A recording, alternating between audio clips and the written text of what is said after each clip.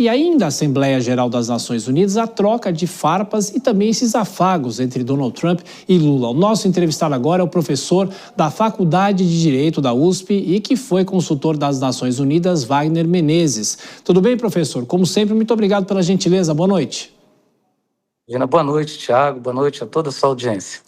Ô professor, essa declaração de Donald Trump falando que gostaria de se encontrar com Lula, já inclusive sinalizando que pelo menos a conversa pode ocorrer na semana que vem, elogiando Lula, dizendo que Lula é uma pessoa boa, então se é uma pessoa boa pode ser que eu faça algum tipo de negócio, remetendo os tempos dele como grande empresário, magnata de Nova York principalmente. Eu pergunto para o senhor, de uma certa maneira, essa declaração surpreendeu o senhor também, assim como assessores de Donald Trump e também assessores de Lula que estavam lá na ONU?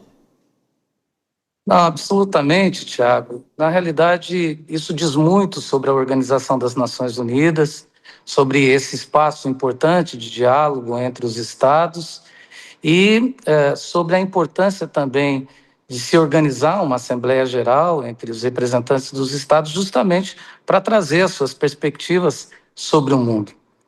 No campo do direito internacional e da compreensão do que faz o Donald Trump e de outros líderes mundiais também, é de se avaliar justamente essa mudança de discurso e os caminhos que esses discursos eles acabam tomando e tendo repercussão para os Estados.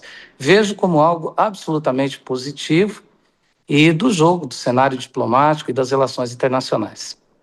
Professor, vou passar a palavra para os nossos comentaristas. Primeiro a Dora Kramer, já a gente tem um intervalo e eu volto com o Vilela. Dora, sua pergunta. Boa noite, professor. Boa noite. Quero a sua opinião como espectador engajado, ou melhor, espectador assim, mais bem qualificado desse discurso. O que o senhor acha que mais vale a gente acreditar na crítica dura por escrito do discurso do Trump ou na delicadeza feita no improviso? Eu acredito que nós precisamos acreditar e dar um voto de confiança no direito internacional e na dinâmica das relações internacionais. Por exemplo, é importante que nós, durante as eleições, nós tenhamos um debate profundo sobre as perspectivas diplomáticas de cada candidato e como cada candidato vai tratar questões pontuais e fundamentais para a presença do Estado brasileiro nas relações internacionais. Isso diz muito, isso toca muito a nossa vida e ainda eu percebo uma ausência de debate nesse sentido.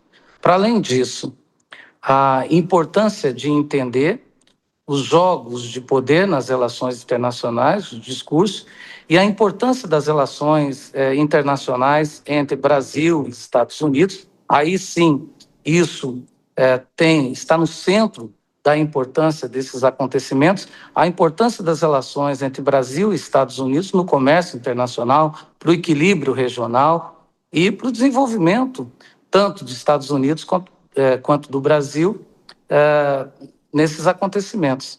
Prefiro acreditar que tanto o discurso duro ele é importante, tanto por parte do presidente Trump, que está representando o seu Estado, como é preciso entender também a posição do presidente do Estado brasileiro, que representa o nosso país, quanto também de uma mudança de cenário causada justamente pela possibilidade de uma conexão natural entre dois líderes políticos que decidem trocar as farpas para resolver os seus problemas pontuais e o que é fundamental tanto para Estados Unidos quanto para o Brasil. Professor, boa noite. Professor, os organismos multilaterais, de uma forma geral, têm perdido nos últimos tempos um pouco do protagonismo que tiveram em anos anteriores, ao longo do século XX. Na sua visão, isso é algo momentâneo ou realmente tem algo a ser feito para que volte a recuperar esse protagonismo e essa liderança que tiveram em outros momentos históricos? Muito obrigado pela pergunta. Como professor de Direito Internacional, obviamente não estou contente com, por exemplo, o rompimento unilateral de acordos de comércio que foram livremente pactuados entre os Estados, com intervencionismos ou pressões exercidas sobre outro sistema jurídico de outro Estado, que diz respeito a princípios do direito internacional. Não entendo, nesse momento, um momento de uma mudança para a construção de uma nova ordem mundial. Entendo que nós vivemos um momento em que a flexibilização das posições tradicionais e dos compromissos com o direito internacional tem sido apresentadas de uma forma mais natural por parte de alguns líderes, e algumas narrativas têm sido construídas justamente para descumprir normas internacionais que foram pactuadas dentro de um marco de um compromisso civilizacional que a sociedade humana ela optou. Gostaria de reforçar aqui a importância dos organismos multilaterais, inclusive agora, nesse momento de profunda crise internacional, de diferentes conflitos existentes no mundo. Ainda assim, e por mais que se critique a Organização das Nações Unidas, ela tem a sua importância no sentido de abrir um campo de diálogo entre os Estados. O processo de configuração de paz é bastante complexo, muito complicado, e vivemos um momento de polarização nas posições políticas internacionais, e isso acontece no mundo todo, onde essas identidades elas se confundem justamente com posições pessoais ou com posições de grupo. Infelizmente, nós perdemos um pouco do senso do institucionalismo, e isso acaba repercutindo na compreensão da importância das organizações internacionais. Mas gostaria de ressaltar que, mesmo no momento de crise como nós tivemos na pandemia, o único elemento agregador que nós tivemos foi a Organização Mundial da Saúde e a importância dela.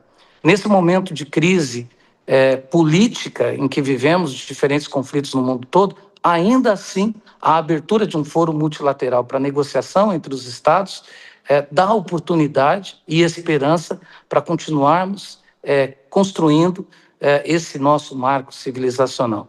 Existem diferentes organismos internacionais, mais de 200 organismos internacionais, e o trabalho silencioso e precioso que esses organismos internacionais fazem, seja na cultura, na educação, nas relações de trabalho, nas relações marítimas e internacionais, é fundamental para a nossa sociedade hoje.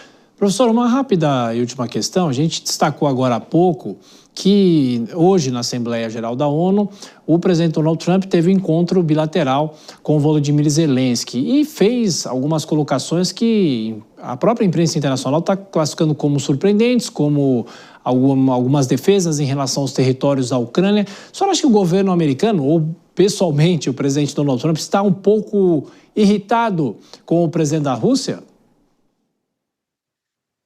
Eu acredito que esses processos de paz, de construção dos processos de paz, eles não se resolvem da noite para o dia e demandam muita negociação, inclusive de elementos que não chegam ao grande público, mas que são colocadas nas mesas diplomáticas de negociação. Então, em razão disso, é claro, a resistência de determinados líderes do cumprimento dessas regras acaba repercutindo no tipo de relação e no tipo de fala. Mas existe muita especulação nesse cenário. Por exemplo, já se ouviu dizer que o presidente Donald Trump estava aborrecido com o presidente Putin, estava aborrecido com Zelensky. Enfim, isso é muito do jogo diplomático e de como as coisas acontecem nesse cenário. Lembrando que a figura de Putin, a figura de Trump é absolutamente contraditória. Professor Wagner Menezes, de Direito Internacional da Universidade de São Paulo. Como sempre, muito obrigado por atender a Jovem Pan, professor. Bom descanso e volte sempre. Muito obrigado. Uma boa noite. Muito obrigado.